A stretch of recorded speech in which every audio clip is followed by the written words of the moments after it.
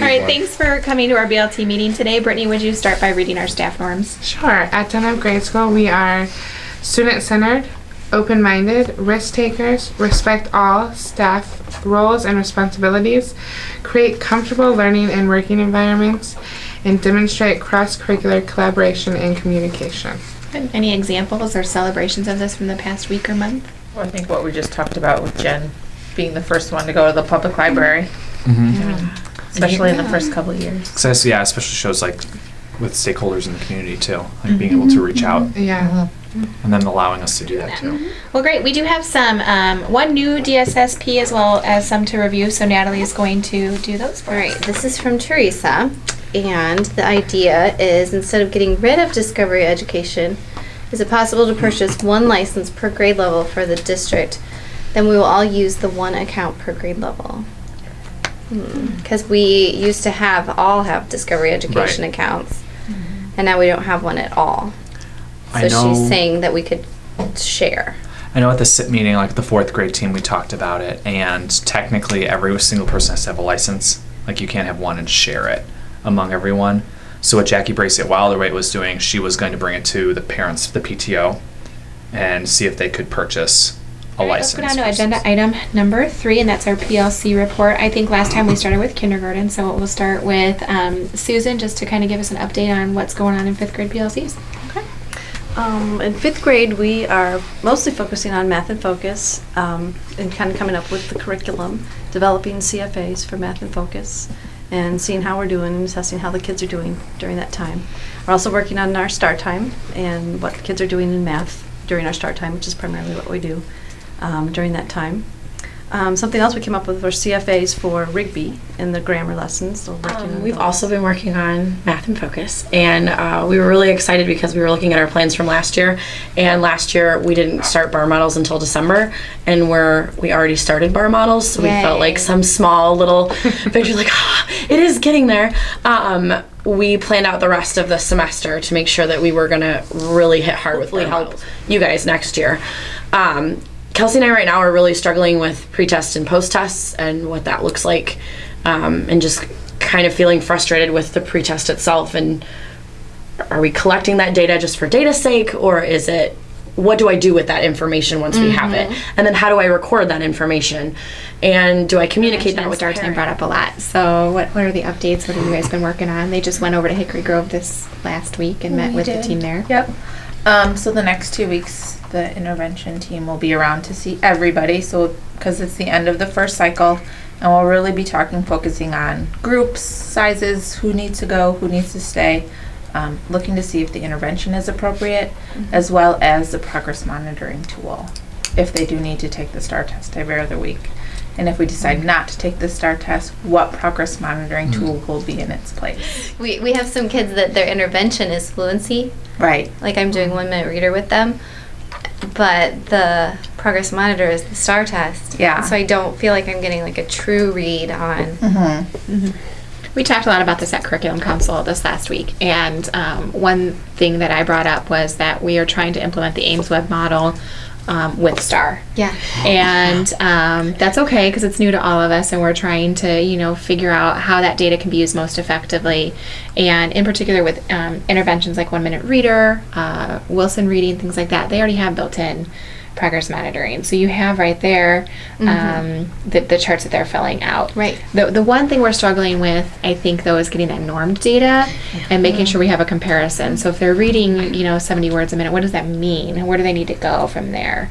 And so Nicole and the special ed team have been working a lot with Allie on what can we use for effective progress monitoring that isn't taking 30 minutes a week out of our kids' instruction. We're also discussing using our January SIP days for you guys to review that STAR data, so you'll have some time to make some adjustments in your intervention groups.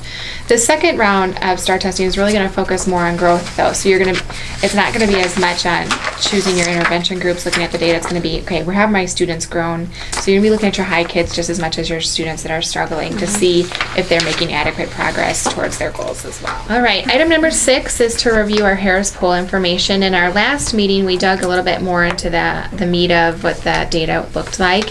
We walked away having some action items, and so Dan, I think you briefly touched on it, but could you summarize what you found? Our Harris Poll came back that students were not very satisfied with the library, but our team wasn't sure if that meant the condition of the library, the selection, the availability. So Right. So if you look on the last page, what I did, I sent a survey out to 3rd, 4th, and 5th grade, and it was basically rate your preferences, 1 being the most important, 3 the least important. So overall, like it all varied by different students. So it looks kind of skewed, but like number 1, 7 kids chose, like in Mrs. Jarrett's class, 7 kids chose the layout as their number 1 choice. So that was like the top number 1. So Like, that's we want new computers because like the computers are always shut down, or That's we want more very space true. to read, but you're kind of limited to. Because we only have so much room, yeah. Update Right. on school goals. Our first school goal is to develop a culture of readers, and I'm just so proud it's like a proud mommy moment every time I get theme test results. I share it with Jay, I share it with you guys in our Friday focus. Our goal is to have 90% of students meeting or exceeding the Rigby theme test scores. And I actually share with Parents Club on Tuesday, we're at 97.1, which is our all-time high even from last year towards the end of the year. And if we compare that to where we're at theme 4 last year to theme 4 this year, it's up almost 10%. The second goal for Culture of Readers is for 100% of students to maintain an independent reading log, and I feel like you guys have had those conversations both in Breakfast Club as well as at the faculty meetings, and we're well on our way. Looks different at kindergarten than it does at the 5th grade level, but it's a continuous improvement there. And then the next one is the school average will increase to the 70th percentile in the reading attitude survey. Originally we had said that we wanted to do this around the time we did STAR, and I just wanted to gauge your thoughts on if you feel like December is a good time to do that, or if we want to hold off until January, where you feel like that should come out. The second one is to implement second step social emotional learning curriculum with integrity and fidelity. Our November faculty meeting will actually feature Kelly Bailey kind of coming back and tying into how that's going and seeing how we can support. She did meet on SIP day with our special staff to kind of give them how they can support it since they have 6th grade levels, how they can best meet all those needs, and has shared with them a timeline on kind of how to synthesize all that information and share that out. We won't start looking at school goals for 2014-15 until the spring, but one thing to keep on your radar is how we're going to apply our STAR testing and look at that in a little bit more comprehensive way. And I've said this before, but especially with Math and Focus being common at all 6th grade levels now, how can we really look at embedding that and tracking that on a more systematic basis now that we're kind of all getting into that. So just keep that on your radar. The only other item I needed to get to today is our board meeting. And if you've had the chance to go to any of the future or previous board meetings, each school is hosting a board meeting. So we've been to Dunlap Middle, the high school, and then Ridgeview just hosted last month.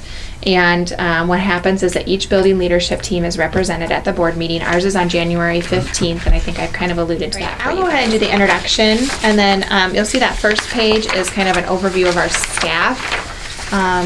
Who would somebody like to take on the responsibility of kind of introducing just the staff culture and maybe talking a little bit about the demographics? We'll come back to that in December. It's the other buildings have done a really great job with it. I think you'll have a fun time sharing out all the work. Feedback on the end of the day with Lisa giving you guys your bus lists. How's that going? I love it. Works for me.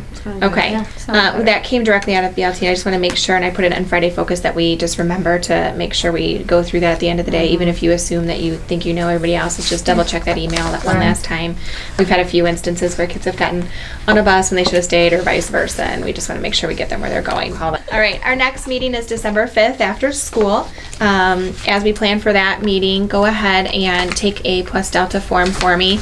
Write down your pluses and deltas for this meeting, as well as any questions that you have or agenda items that we'll need for our future meetings. In addition, in your parking lot, if you could put down any faculty meeting topics that you would like to see from December until the end of the year. We have November planned, but just looking for some ideas for our faculty meetings as well. And once you're done with that, feel free to pop those over here, and we're dismissed.